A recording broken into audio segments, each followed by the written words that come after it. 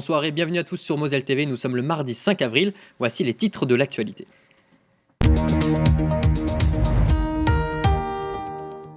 Dans l'actualité aujourd'hui, nous étions au couvent de Saint-Jean-de-Bassel depuis le 18 mars.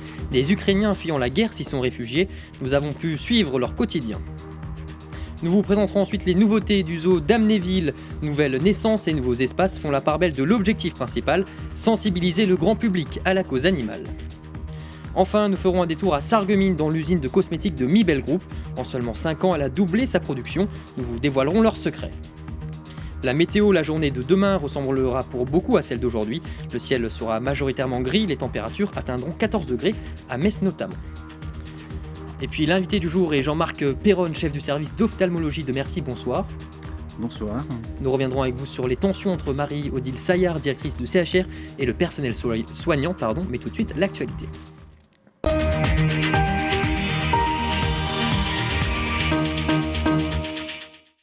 Et nous commençons avec cette information. Ce mardi après-midi, le CHR Metz-Thionville a annoncé le déclenchement du plan blanc, une réaction à la circulation toujours plus active du virus et à la saturation des services d'urgence. Pour rappel, ce dispositif permet de déprogrammer des opérations et de réaffecter du personnel aux services de soins critiques. C'est une étape de transit pour en attendant la régularisation auprès de la préfecture. Depuis 2 semaines maintenant, le couvent de Saint-Jean-de-Bassel, près de Sarrebourg, accueille des Ukrainiens fuyant l'horreur de la guerre. Pendant quelques heures, Ghislain Schumacher a suivi leur quotidien. Reportage. On, toujours avec O. O. Quand il y a O, c'est on. Du lundi au vendredi, les réfugiés volontaires commencent leur journée par un cours de français. Pendant 1h30, leur professeur leur inculque les bases pour écrire et parler la langue de Molière. Ce matin, il est question de phonétique. Julia est journaliste à Kiev. Par curiosité et pour faciliter son intégration, elle participe à ce cours dès qu'elle le peut, malgré la complexité de l'exercice. La langue française est très difficile à apprendre pour nous, Ukrainiens. En effet, dans notre pays, nous étudions seulement l'anglais à l'école. Ici, nous apprenons le français depuis 2 semaines. Mais je pense que depuis que nous participons à ces cours, nous progressons à vue d'œil. Ici, entre français et ukrainien, nous nous comprenons déjà mieux. Enfin, je pense. Même si les progrès sont notables chez chacun, les règles de grammaire et de prononciation provoquent parfois quelques incompréhensions. Il n'y a pas de pourquoi. Charles est maître de conférence à l'université de Lorraine, où il enseigne le français à des étudiants étrangers. Ce matin, c'est le premier cours qu'il assure au couvent et il est impressionné par ses élèves d'un jour.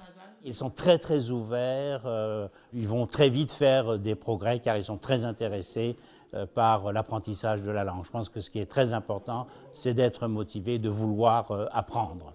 Nous partons ensuite au 3e étage du couvent, là où logent 25 réfugiés actuellement. Nous y retrouvons Yaroslava et son fils Émile. Ils ont quitté leur région d'Oblast pour la France à la mi-mars. Depuis, ils se sont installés dans cette petite chambre, loin des bombardements. Même s'il est difficile de s'adapter à ce nouvel environnement, la mère et surtout son enfant s'y sont épanouis. En Ukraine, mon fils dormait avec moi, mais depuis que nous avons cette chambre avec 2 lits, Émile refuse de venir dans le mien. Il m'a fait comprendre qu'il était grand maintenant et qu'il doit dormir tout seul. Moi, personnellement, j'aime bien notre chambre. Elle est ensoleillée et chaude. On s'y sent bien comme partout ici. Puis nous avons tout ce qu'il nous faut, notamment les produits de première nécessité. Direction le réfectoire, où tous les Ukrainiens partagent de nombreux moments de convivialité. Dans ces temps d'incertitude et de crainte, des liens se sont tissés entre les réfugiés, une proximité qui s'est aussi créée grâce à des moments d'évasion, comme leur dernière sortie au parc de Sainte-Croix. Il y a des activités de loisirs qui se sont mises en place en partenariat avec la communauté de communes, justement. Il y a aussi Emmaüs, il y a des bénévoles qui ont ramené des vélos, par exemple, pour des activités dans le parc, ici, autour du couvent. Après le repas, un agent de l'Union des associations familiales assure une permanence. Nous y retrouvons Julia, ses parents et son fils Arthur. On m'appelle Arthur. Oh, c'est bien ça. Arthur. Toute la famille prépare son rendez-vous à la préfecture de Metz, visant à obtenir leur titre de séjour provisoire. Une fois que les gens auront ces documents-là, ils seront orientés sur des logements sur Sarrebourg et la proche région de Sarrebourg, les villes alentours. Et on va travailler également l'insertion professionnelle vu qu'ils ont tous une autorisation de travail. D'ici le 25 avril, l'objectif est que chaque famille avec enfant soit installée dans un logement individuel. Ainsi, chaque enfant ukrainien pourra être scolarisé dans une école du pays de Sarrebourg dès la fin des vacances de Pâques. Où en est-on aujourd'hui au niveau du prix de l'essence? Depuis le 1er avril, une remise carburant de 15 à 18 centimes par litre est rentrée en vigueur. De quoi attirer les automobilistes à la pompe. Reportage donc de nos confrères de Mosaic Cristal.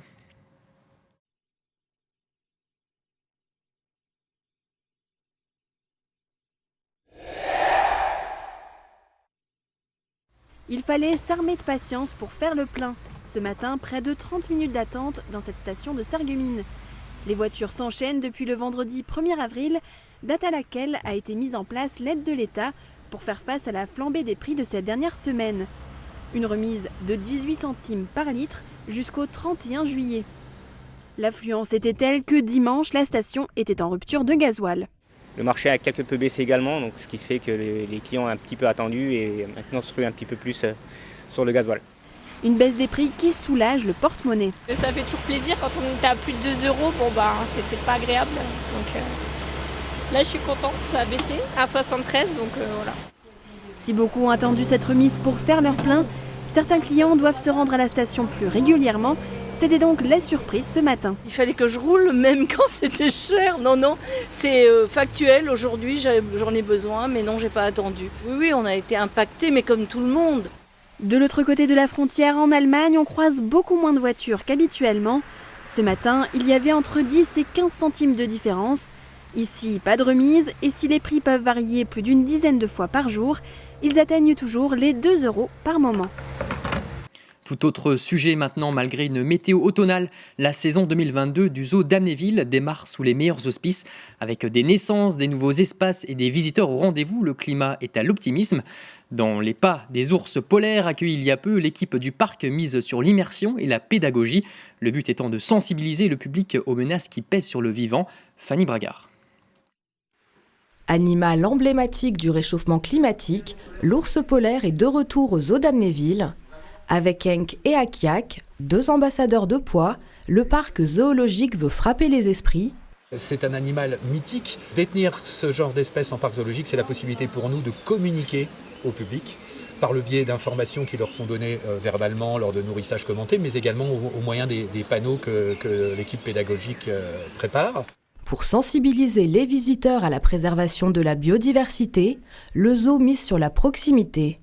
Devenue immersive, sa mini-ferme se transforme en promenade aussi ludique qu'instructive. Les familles pourront déambuler dans la ferme en même temps et au contact avec les espèces qui s'y trouvent. C'est l'occasion aussi pour nous, si on revient sur notre aspect pédagogique, d'expliquer la domestication, ce que c'est, pourquoi, depuis combien de temps et comment ça se passe. Donc là, on est sur un espace qui est évidemment un espace qui risque quand même de devenir le spot pour les familles et les tout-petits. Lieu d'émerveillement, le zoo d'Amnéville constitue surtout un réservoir génétique d'espèces menacées. Et avec 40 soigneurs à leur chevet, les 2000 animaux du parc semblent s'y plaire, tant les naissances rares n'y sont pas. On a eu des bébés rhinocéros, on a eu des bébés lions, on a eu des bébés orang-outans. Bien évidemment, les soins qui sont apportés aux animaux sont déjà une première étape très importante pour réussir de la reproduction. Donc si nos animaux se reproduisent et qu'ils sont bien ici, eh bien, c'est que déjà tous ces critères sont remplis. Avec 3 naissances de rhinocéros blancs ces 5 derniers mois, la faune amnévilloise se porte bien et 50 000 visiteurs l'ont déjà constaté depuis le début de l'année.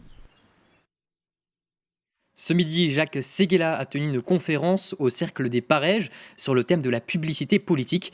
À quelques jours du premier tour de l'élection présidentielle, le plus célèbre des publicitaires est revenu sur les 20 campagnes qu'il a réalisées au cours de sa carrière. Jacques Séguéla a travaillé notamment pour François Mitterrand, Michel Rocard ou encore Lionel Jospin.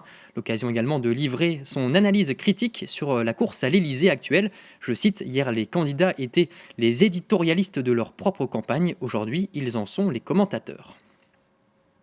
Sur la présidentielle, justement, nous continuons notre présentation des projets et ambitions de chaque candidat.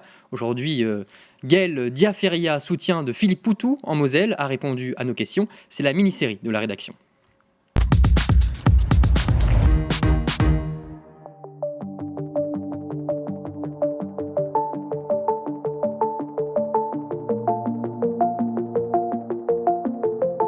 Il est le meilleur candidat déjà parce qu'il est un des seuls à ne pas vouloir être président de la République. Et il est un des seuls à se présenter pour dire aux travailleuses, aux travailleurs et à la jeunesse que ce qui changera, les changements en fait, ils viendront de leur propre action, de leur propre mobilisation. C'est le meilleur candidat précisément pour ça, même si c'est vu comme une contradiction parce que en fait, il est candidat pour appeler à la révolte et à la mobilisation, pas dans les urnes mais dans la rue. Plus on sera nombreux et nombreuses à porter notre voix sur la candidature de Philippe Poutou, plus on sera nombreuses et nombreux à montrer qu'on a confiance dans nos propres forces, qu'on est nombreux et nombreux à dire que, en fait, on va se battre, on ne va pas se résigner, on ne va pas se laisser faire. C'est d'abord l'augmentation de tous les salaires et les minima sociaux parce qu'on estime qu'on ne peut pas vivre en deçà de 1800, 2000 euros. En fait, on ne peut pas vivre. Deuxième aspect, c'est le partage du travail entre toutes et tous, c'est l'interdiction du licenciement. Il y a de plus en plus de chômeurs, mais là où on travaille, que ce soit dans l'industrie, dans les hôpitaux, dans les services sociaux, là où on travaille, on est débordé de travail. Donc il faut partager le travail entre tous.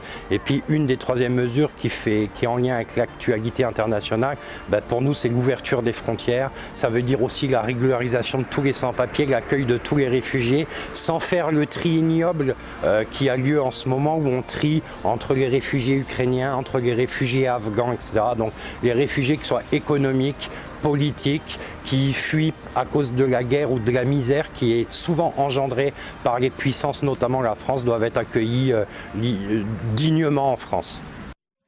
L'information a été officialisée hier dans la soirée. Le tout premier institut de photonique de France va ouvrir ses portes en Moselle, à Metz.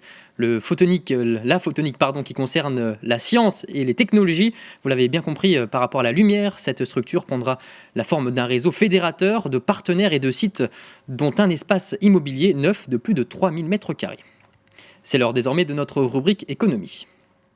C'est l'heure de la rubrique éco avec le journal économique Eurométropole de Metz et Moselle sans limite. Si je vous dis Migros, cela vous évoque peut-être quelque chose. Il s'agit tout simplement du plus gros employeur privé de Suisse avec plus de 1000 salariés dans le monde. La structure évolue dans différents marchés comme la grande distribution, le milieu bancaire, l'assurance ou encore la cosmétique. C'est d'ailleurs cette dernière branche qui nous intéresse justement. En 2016, Mibel Group, filiale de Migros, rachetait l'usine de cosmétiques à Sarreguemines. Depuis, elle connaît une croissance fulgurante. Reportage sur place. Donc là on est sur la remplisseuse dans sa globalité qui est composée de plusieurs sous-stations. On va voir une première partie dans laquelle on va venir souffler et aspirer les pots pour enlever les poussières ou les éventuels débris qui pourraient s'y trouver. Et ensuite on passe sur la station de remplissage dans laquelle on va venir du coup remplir les pots propres avec le jus souhaité par le client. Installée à l'été 2021, c'est la petite dernière de l'usine. Soins pour cheveux, pour visage ou pour barbe, en moyenne, cette nouvelle ligne de conditionnement sort 80 pots à la minute. Un deuxième poumon de production devenu indispensable pour répondre notamment aux exigences des clients. Des installations qui atteignent leurs limites à l'heure actuelle, donc un nouvel achat pour permettre de déstresser toute l'usine et se donner une capacité supplémentaire de production, effectivement. Oui. Autre gros investissement, une immense cuve de 10 tonnes dans la salle de fabrication. En tout, 3 millions d'euros ont été déboursés.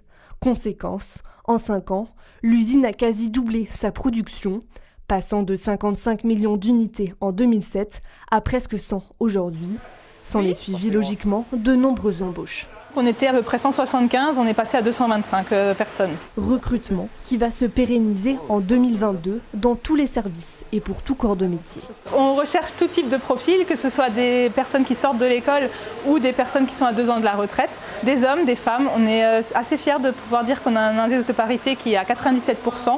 Au niveau mondial, le marché de la cosmétique croît de presque 4% par an en moyenne. Parallèlement, sa dimension environnementale prend également de l'ampleur. Alors ici, on y met un accent particulier avec des emballages 100% recyclables et quelques formules véganes. On n'est pas, par exemple, certifié CO2 neutral, c'est-à-dire qu'on n'a pas d'empreinte carbone aujourd'hui par des compensations, et donc on continue à travailler sur notre empreinte carbone de manière générale sur le site.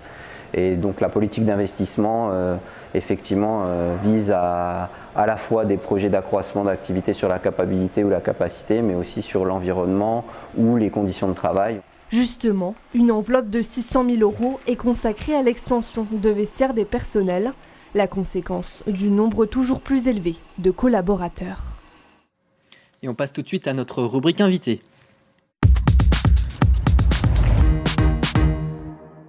Et ce soir, je vous le disais, Jean-Marc Perronne est avec moi en plateau. Vous êtes chef de service d'ophtalmologie à l'hôpital de Mercy. Dans un documentaire diffusé par France Télévisions en mars, Marie-Odile Saillard qualifiait les médecins de divas. Ça n'a pas manqué de faire réagir les réseaux sociaux et le personnel du CHR.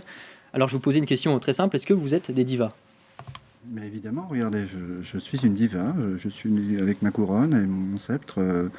Évidemment que non, nous ne sommes pas des divas et nous ne sommes pas des capricieux. C'est insultant en fait. Il y a du mépris aujourd'hui de la part de la direction envers le personnel ? C'est pas d'aujourd'hui. En fait, c'est passé en reportage et les gens l'ont vu, mais c'est pas, malheureusement, c'est pas. Ça date pas d'hier. Ça date pas d'il y a 15 jours. Ça date depuis le départ. En fait, c'est un mépris qu'on ressent depuis le départ. Je ne parle pas en mon nom en particulier. Je tiens à le signaler tout de même. Je parle au nom des collègues, notamment des collègues de l'association qu'on a créée, où on est une centaine de praticiens quand même. Mais les gens, par peur de représailles, n'osent pas parler. Donc on m'envoie en avant en première ligne pour parler au nom des collègues qui sont, pour certains, beaucoup plus en souffrance que moi-même. Voilà. Mais on me l'a demandé, je le fais. Voilà. Alors comment vous vivez cette situation alors d'une manière globale à l'hôpital ? C'est une situation qui devient critique, parce que les gens sont tendus, se sentent maltraités, ressentent un manque de dialogue avec la direction actuelle et se sentent fatigués de la situation. Et le Covid, par là-dessus, évidemment, n'a pas arrangé les choses, mais je tiens à signaler que ce n'est pas le Covid qui est mise en cause ici. Ça a rajouté une pression supplémentaire. Voilà, exactement. C'est une politique managériale brutale et agressive, par l'intimidation et la peur, qui épuise les équipes. Quand vous parlez d'intimidation et de peur, vous parlez de Marie-Odile Saillard, de sa façon de diriger ? De la direction, en général, oui. Vendredi 1er avril, une pétition a été lancée demandant le départ de Marie-Odile Saillard. Plus de 1000 personnes se sont inscrites sur cette pétition, ont signé cette pétition. Qu'est-ce qui lui est reproché aujourd'hui, à part sa façon de gérer peut-être le personnel ? Donc c'est pas du tout une question de finance ou de comptabilité. La comptabilité au CHR est bonne. Les comptes sont sains, mais c'est pas d'aujourd'hui. Ils étaient sains déjà il y a 10 ans. Donc c'est un hôpital qui tourne à plein régime. La Moselle est un gros département. L'hôpital est même, pour sa taille, peut-être sous-dimensionné par rapport au nombre de patients qu'on a à traiter tous les jours. Donc on a une énorme charge de travail, quels que soient les secteurs. Nous, en ophtalmo, on déborde de gens tous les jours. Aux urgences, c'est la même chose. Dans les autres secteurs, c'est pareil. Donc c'est absolument pas une question de comptable. On n'est pas stupide. On sait bien qu'il faut que les comptes soient à l'équilibre et on veut tout à fait abonder en ce sens. C'est pas la question. Alors quelle est la question ? La question, c'est le management, la politique managériale qui, depuis 6 ans, bientôt 7 ans, est empreinte d'agressivité, d'intimidation, de peur et de mépris, en quelque sorte. Concrètement, comment ça se manifeste ? Vous avez des exemples ? Un exemple tout simple. Pour ce qui concerne le dialogue, donc, si vous envoyez vous-même un mail à votre direction, vous attendez une réponse. C'est normal, c'est une politesse simplement. Eh bien là, il n'y a pas de réponse, en fait. Donc on envoie des messages, pas de réponse. Donc au bout d'un moment, on n'envoie plus de message vu qu'il n'y a pas de réponse. Mais vous voyez, c'est mal poli et méprisant vis-à-vis de nous. D'accord ? Dans le sens inverse, si la direction envoie un message, elle s'attend à une réponse dans les minutes qui suivent. Vous voyez ? Donc le rapport de force n'est pas bon. Le dialogue n'est pas là. Il n'y a pas à être méprisant vis-à-vis du personnel soignant. Et je dis personnel soignant, c'est au sens large. Personnel soignant, donc c'est les médecins, les personnels soignants infirmiers, aides-soignants, même au niveau administratif. Hein. Le problème, c'est que les équipes sont épuisées et fuient en grand nombre l'hôpital. Il y a un mal-être général qui s'installe à l'hôpital. Il y a un malaise global qui entraîne des départs en cascade qui font que les équipes déjà épuisées le sont encore plus parce qu'on manque de bras. Et si on manque de bras, si on est épuisé, si on vient au travail la peur au ventre et qu'on se sent maltraité, au final, en bout de chaîne, les patients sont mal soignés parce que le personnel n'est plus en nombre suffisant ou avec l'état d'esprit bienveillant qu'on pourrait attendre d'un personnel soignant bien traité. La malveillance vis-à-vis du personnel soignant retentit au final sur le patient. Voilà, donc, sans qu'on le veuille, mais c'est pratiquement un fait. Donc l'objectif avec cette pétition, c'est concrètement le départ de Marie-Odile Saillard. Je crois qu'on arrive à une fin de cycle. Voilà, on est épuisé. On ne demande pas de démission, on demande un départ, voilà, une mutation ailleurs, d'autres fonctions. Une accalmie n'est pas possible aujourd'hui, entre les deux camps. Vu qu'il n'y a pas de dialogue depuis le départ, on ne voit pas bien pourquoi, au bout de 7 ans, le dialogue pourrait s'instaurer. Enfin, c'est bon, on est assez attendu, il n'y a pas de dialogue, mais voilà, on acte la situation, et au bout d'un moment, il faut que cette situation cesse pour éviter le départ des gens ou la maltraitance qu'on ressent au quotidien. Qu'est-ce qu'on pourrait faire pour arranger la situation aujourd'hui, mis à part un départ? S'il n'y a pas de départ, comment vous faites? C'est une question piège. On fera comme on fait depuis toutes ces années, c'est-à-dire on y retravaille malgré tout pour soigner nos patients du mieux qu'on peut, mais dans des conditions qui ne sont pas optimales. On attend de la bienveillance. On n'est pas malveillant vis-à-vis de quiconque. On se sent maltraité. Et c'est la malveillance de la direction envers nous qui nous pousse à ces extrémités. Merci infiniment Jean-Marc Perronne d'avoir accepté notre invitation. Et nous terminons cette séquence d'information avec l'image du jour et un peu plus de légèreté. Regardez ces clichés montrant l'opération Plante ton slip. Oui, vous l'avez bien compris, des mamans se sont armées de pelles et de râteaux pour mettre en terre, des sous-vêtements en coton blanc. Une action bien plus sérieuse qu'il n'y paraît. L'objectif est de déterrer les slips dans 2 mois et d'observer leur état de dégradation. Seront tirées ainsi des conclusions sur la qualité du sol. C'est sur cette image que se termine Moselle Info. Tout de suite, retrouvez la météo avec René Anne, suivi de Moselle Sport et de 100% Jeunesse. Je vous souhaite une excellente soirée sur Moselle TV. À demain.